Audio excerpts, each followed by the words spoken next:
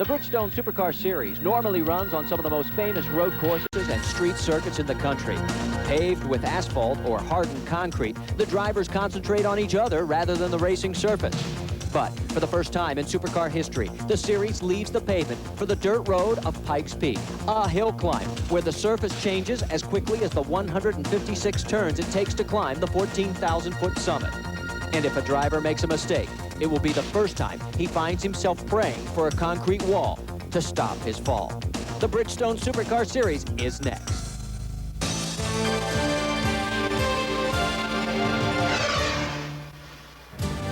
For the first time in the history of the International Motorsports Association, they will run on dirt. The Bridgestone SuperCar Series makes its first run at Pikes Peak. Hello again, everybody. I'm Marty Reed, and that's right. The IMSA Bridgestone SuperCar Series is running on the dirt at Pikes Peak, and it has been a hellacious week for all the drivers. First time on the mountain. You're going from 9,300 feet all the way up to 14,110. There's supposed to be plenty of practice, 3 days, then qualifying, 6 days in all. And you know what? We have not had one day where the weather has been perfect. In fact, for the first time in the history of the Pikes Peak Auto Hill Climb, the event will not go to the summit. We're going to stop about 3 miles short at the 16-mile mark up at Devil's Playground. For more on the conditions at the top of the mountain and why we had to shut down the upper portion of the race course, let's go to my partner, Bart Kendall. Well, Marty, I'm up here at the finishing staging area, just past Devil's Playground, which is now the finish of this race. You can see behind me, here's part of the road that leads to the top. That portion has been closed by officials, and I tell you, it's for good reason. There's a lot of bad conditions up there. There's ice, there's steep drops, there's a lot of wind, and I drove at my rental car this morning and down to here, and I tell you, it was scary, even driving 20 miles an hour in a rental car. Here's a look at the type of conditions the guys will be facing just before they get to the finish. This soupy, kind of loose substance. The cars will be sliding around a lot, and it should, nonetheless, be a real wide-eyed experience for these first-time Bridgestone supercar competitors. Let's show you what the race course looks like. It starts down at 9,390 feet. And after that will be the first look that these guys get at the track. You first have a tree line section which leads up into the ski area. After that, you have some high-speed, sweeping-type corners leading you up into Glen Cove. After Glen Cove, you get above the tree line into what we call the W's, big switchbacks back and forth, and then they'll head up to Devil's Playground where they'll finish this year's hill climb. In years past, we went to the top 14,110 feet. You see how the track goes up for another 3 miles up to there. However, this year, we won't finish there. So now you know what the race course looks like. Let's give you an idea what the weather is like, and that is rain off into the distance, and you can see the range of temperatures and wind conditions. The weather for the last 6 days, quite frankly, well, it's just been flat awful. Practice is divided into 3 days normally, with qualifying on the 4th. And while it's common for the weather to make its presence known from time to time, never in the 73-year history of the event had Mother Nature displayed such a cruel fury. Snow, sleet, rain, hail, and winds up to 50 miles per hour wreaked havoc with the practice schedule. Storms reached all the way to the starting line area where hail damaged the Bridgestone support trailer, tearing a brand new canvas canopy to shreds and twisting the metal supports like pretzels. And for first-time supercar drivers with little knowledge of the mountain or what to expect, it was an eye-opening experience. Elliot Forbes Robinson summed it up best. This is the first time I've come to a racetrack where the snow was building up on the windshield, and they gave me the green flag anyway. EFR always with a line. Let's take a look at the Supercar Championship points. A 6-point lead for Sean Hendricks over Randy Pope. Sean Rowe, Peter Farrell, and Shane Lewis round out the top 5. There is 6 through 10. Now, Doc Bundy and John Schneider are not racing here at Pikes Peak. They decided to pass on the event. We have a field of 9 vehicles. We'll show you action from all 9. In fact, the first one will be the top qualifier, Sean Hendricks.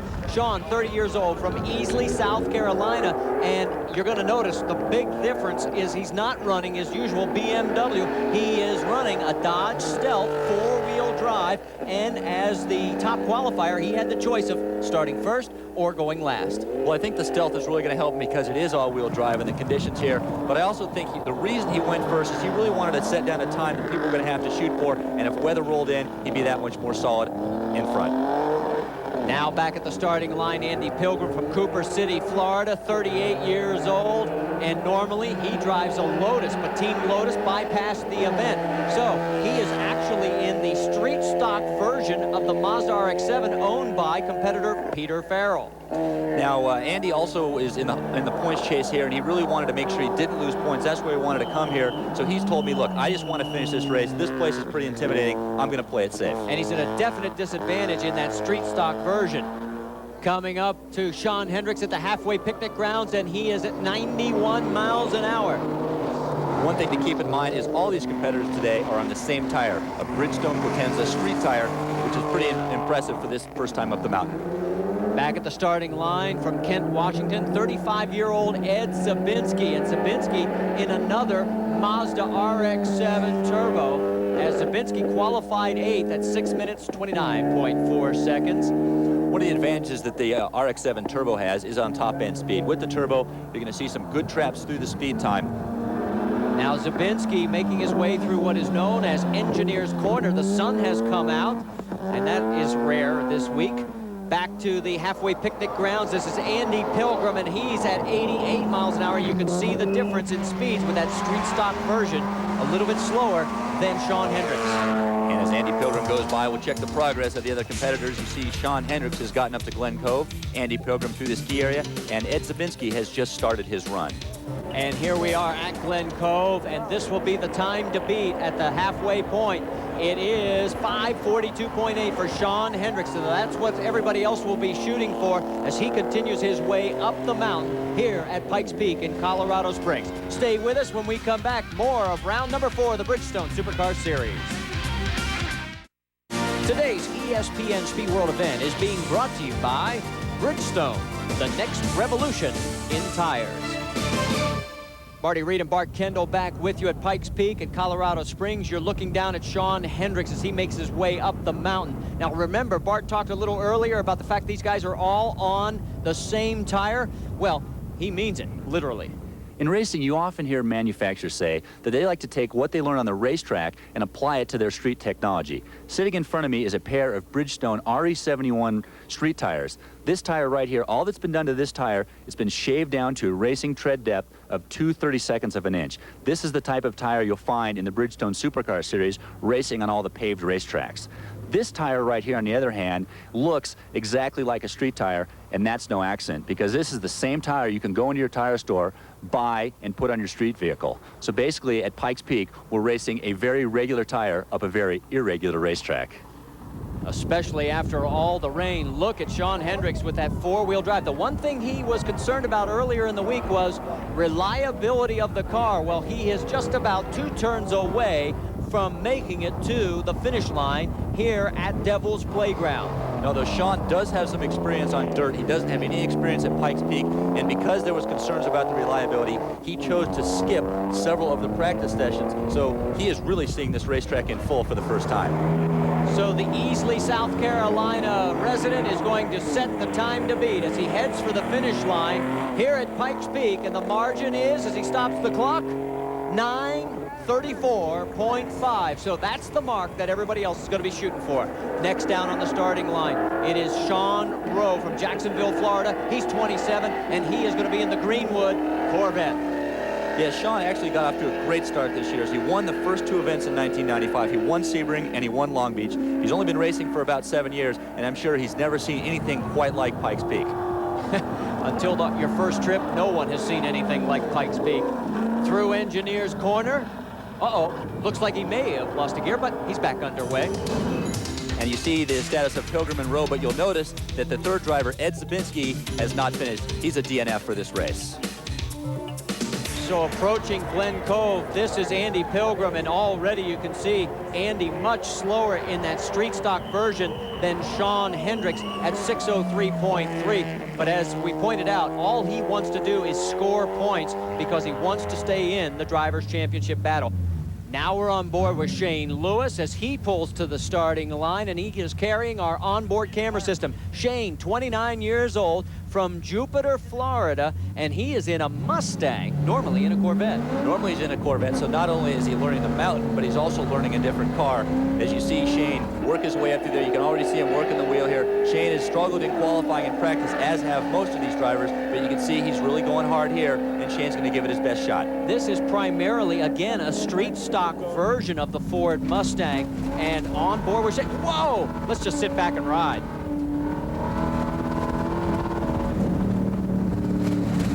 And you can really see Shane Lewis really working the wheel there. And you'll notice that even though there are straightaways on this mountain, the car is very rarely straight ahead. You see him working the wheel left and right there as he's going up the mountain. Very little time for rest as you head up the hill. Shane Lewis, who his best finish this year is 4th back at Lime Rock on the pavement. Into Engineer's Corner. Whoa, he's really a little bit wide there. He really hung it out there, but you have to do that sometimes. Here's another progress report. You have Andy Pilgrim almost done at Devil's Playground, Sean Rowe at Glen Cove, and the Shane Lewis we just saw down just below the ski area. So let's check in with Andy Pilgrim, who moved to the United States back in 1984. He actually was born and raised in Nottingham, England, and he is on his way to a finish, and that's all he wanted to do today, just keep him in the championship points. As you saw, he's 6th coming into this action, and he's had the benefit of at least having the sunshine out for his entire run, which has been rare all week long. It sure has. We've talked about the changing track conditions, and that's one thing the drivers are thinking. As you're heading into a corner, you're wondering if it feels like the last corner you went to. There's always a little bit of uncertainty in your head as you head up the mountain. Well, as you can see by the clock, that Andy Pilgrim is not going to take over the top spot. And while he takes the checkered flag, Bart has caught up with Sean Hendricks. Sean, you have the honor of being the very first Bridgestone supercar competitor ever to make it to the top of Pikes Peak. This is a little different than, say, Road Atlanta or Laguna Seca, isn't it? Yeah, it is. It's a great place. The more we stayed out here, the better it got. And I wish the weather could have been a little better today, but this is a great place to come to, and I sure hope we're able to come back again next year. How did your run go for you? How was the track? Track was slick. If you got out of the groove, you could really get into the rubble there. It slowed us down a bit, but it was faster in places also, so hopefully it was a good one. So Sean Hendricks is still the man to beat, and here is Sean Rowe making his way to the top of the W's. And listen to this Corvette labor in this thin air. Yeah, once you get to the top here, the air is a lot thinner. It's tougher for the engine to get the air it needs. The engine tends to run a lot richer, is what we call. Too much fuel, not enough air. You see Sean sliding around the corner, and he really lacks the horsepower that you would normally expect from a Corvette. But we're talking, 12 or 13,000 feet here. Well, take my word for it. At 13,000 feet, just walking leaves you short of breath. Just imagine what it's like to try and make a race car perform. Well, Sean Hendricks' time is going to hold up easily as Sean Rowe comes across the finish line. And now we'll move down to the base of the mountain with Peter Farrell from Manassas, Virginia, at age 36 in the Mazda RX-7 twin turbo. He has a definite shot. And Marty, I'll tell you, there's 2 reasons why I think he has a good shot. 1, he's driving a car that is very fast and very proven. And 2, Peter Farrell is a very experienced driver. He's driven rallies, he's driven pavement, a lot of different cars. He is well suited, and we'll see how well suited he is when we come back right after this. Marty Reed, Bart Kendall back with you at the Bridgestone Supercar Series round number 4. That's David Daugherty as he is getting ready to go in his Nissan 300ZX. He is 29 years old from Carmel, Indiana. It's just outside of Indianapolis. And whoa, getting a little bit sideways. And as a lot of drivers are that come out of Indianapolis, David does have some sprint car experience racing on the dirt. He was our 4th fastest qualifier, so he is set up pretty well for a good assault up on the mountain. Take a look now. Shane Lewis is approaching Glen Cove. Peter Farrell at the halfway picnic grounds, and Daugherty just off the starting line. So we check in with Shane Lewis. The time to beat will be on the left. That is Sean Hendricks. And again, remember, this is basically a street stock version, and well off the pace is Shane Lewis as he is at 6:15. We've seen a couple guys come here with splits that aren't even close to Sean Hendricks, and I think it's more a matter of Sean Hendricks putting on an incredible time than anyone else doing poorly. That's Peter Farrell's top end speed at 85 miles an hour in the Mazda. That is pretty doggone good. Pick up action now with Shane Lewis. Let's just sit back and ride along. Come on, baby, come on! Come on! Shane. I've done that before. It's never done me any good, but Shane really encouraging his car to come on. I think that's a combination of the altitude, that his car is not as quick as he's used to. back from the outside. This is what it looks like as he makes it up the mountain. And again, starving for air. This big V8 Ford Mustang, just not used to running in this higher altitude. He makes it around the next to last corner. Let's listen again.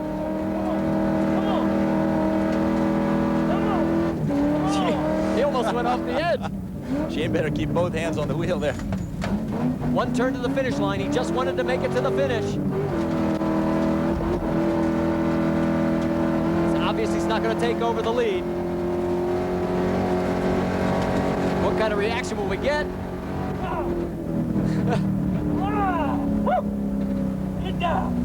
Anybody who finishes has a good job. Congratulations. Thanks for taking us along, Shane. Elliott Forbes Robinson back at the starting line, 51 from Denver, North Carolina. He's in another of the Nissan 300ZX turbos. And here's another guy with a lot of experience. EFR, as we like to call him, has raced in GTP, Trans Am, Firehawk, you name it. But I talked to him earlier, and he said he's never, ever seen anything like Pikes Peak. The first day it was so foggy, these guys couldn't tell which way the cliff dropped off and which way turned them into the mountain. And Elliott said, it's probably a good thing. We would have been afraid of where we were going to fall. Let's take a look and show you that Peter Farrell's now approaching Glen Cove, Doherty in the ski area, and Elliott Forbes Robinson in the lower portion of the course. Now this is Peter Farrell, and whoa, I would have thought he would have been much closer to Sean Hendrick's time, Bart. Well, we've seen a lot of guys come through here. No one has even come close to Sean's time, which leads me to believe that Sean really had a pretty fantastic run. Elliott Forbes Robinson, 90 miles an hour. He is flying through the halfway picnic grounds. Yeah, Elliott said that this track is a matter of gradually building up confidence as you get up near the top.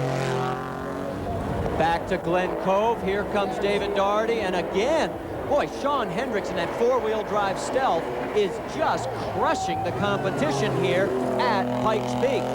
Yeah, right now it looks like it's almost a battle for second place. We've had a lot of guys bunched up in second, but Sean Hendricks has certainly distanced himself from the field, at least up until now. And back to Peter Farrell. That best finish he's had so far was third at Long Beach. You know, Peter, I think if he just gets to the top of the mountain, he's going to be real pleased. I know he wants to win, but let me tell you a little bit about the weekend he's had. A couple days ago when we had all that rain and snow and wind, the wind came in and blew his canopy over. He and his three crew guys were holding up the canopy so it wouldn't collapse on his race cars. They had to do that for over an hour. That is a superhuman effort right there. And then they had to make a motor change on top of it. So here he comes, the time to beat. He's not going to do it. And look at the domination by Sean Hendricks as another victim falls to Hendricks 934.5. Wow, what a performance by Hendricks. We just didn't know what we had seen that first run up the mountain. Stay with us. More of the Bridgestone Supercar Series from Pikes Peak. Marty Reed and Bart Kendall back with you at Pikes Peak, and look at the clouds starting to roll in to the top of the mountain. At the base of the mountain, we're getting ready for Randy Popes, the last man off the starting line, the second fastest qualifier, 37 years old from Melbourne, Florida, and he is in one of the BMWs. Yeah, Randy was very intrigued with this place when he first came here. He's a veteran of a lot of road racing, and believe it or not, he got his start in autocross, where you're actually racing for time around cones, which coincidentally is pretty similar to what he's doing today. Obviously, the stakes are a little higher, the speed's a little greater, but you're essentially racing against the clock. Randy, a tremendous, whoa, getting it a little wide there, a little hot into Engineer's Corner, but he recovers nicely. Let's bring you up to date on the map. Doherty is approaching the W's. Elliott Forbes Robinson at Glen Cove, and Randy Popes is heading for the halfway picnic ground. At Glen Cove, here comes EFR, and again, look at the time as no one can seem to get under 6 minutes except Sean Hendricks.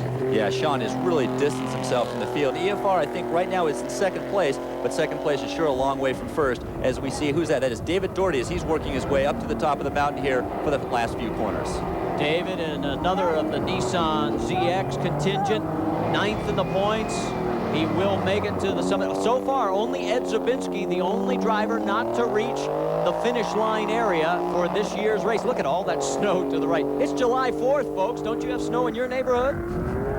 Yeah, usually on the 4th of July, I'm out on a boat somewhere doing a barbecue.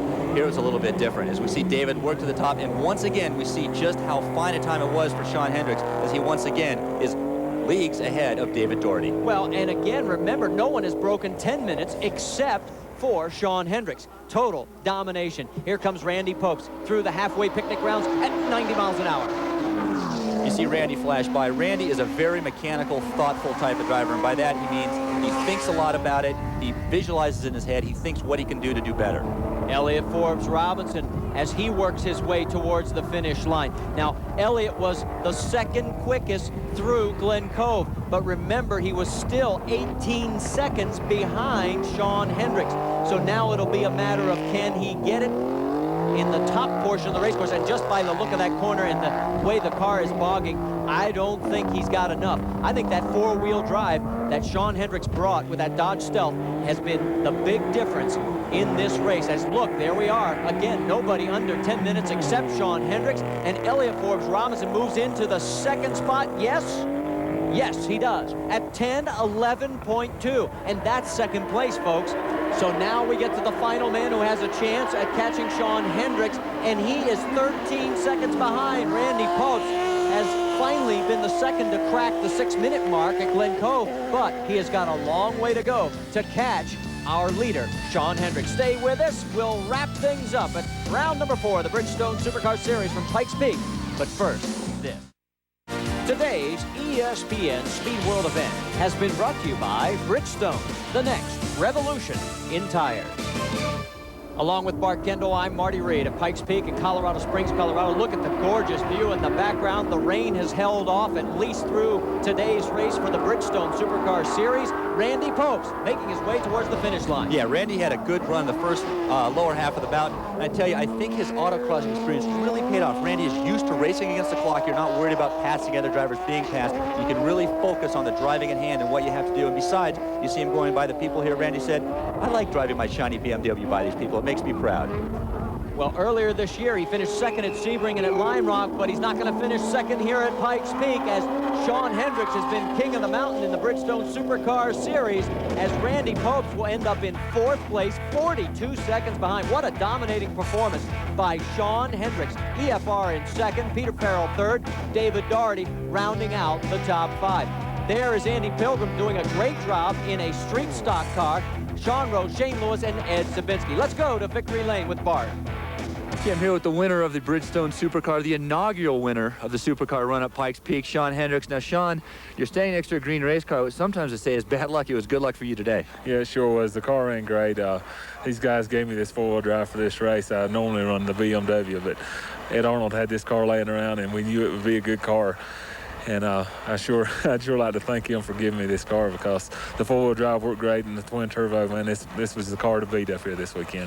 Now, you had a little different strategy than most people for the week. You didn't take as much practice time as everyone else. Why was that? Well, the car, its reliability has been kind of low, so we had to take it easy all weekend. I'd been up here quite a few times in a rental car, and I knew if I knew this track too well, I'd get out here and try to overdrive, and that's something you don't want to do on this mountain at all. So I was just planning on coming up here and driving conservative, and hopefully the four-wheel drive and the turbocharger would get me all the way to the hill faster than anybody else. Well, Sean, I've been up the mountain in a rental car, and I guarantee you mine didn't go as fast as your Dodge Stealth did today. Sean Hendricks with a 14-point margin now over Randy Popes. Peter Farrell moves up to 3rd. Sean Rowe is now 4th. Shane Lewis up to 5th.